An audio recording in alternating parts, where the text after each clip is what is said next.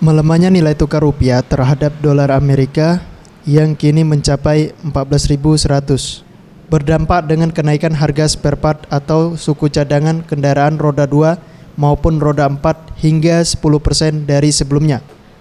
Menurut Hendrawan, pemilik toko spare part Gemilang Motor yang ditemui Senin 31 Agustus 2015 mengatakan, dengan melemahnya nilai tukar rupiah terhadap dolar Amerika sangat mempengaruhi dengan naiknya harga suku cadangan motor maupun dan mobil hingga 10%. Kenaikan ini disebabkan karena bahan suku cadangan tersebut dari Jepang alami kenaikan serta dengan pembeli harga dolar Amerika. Sementara untuk harga jasa servis kendaraan di tempatnya tidak mengalami kenaikan. Kalau ini memang ada kenaikan sedikit sih.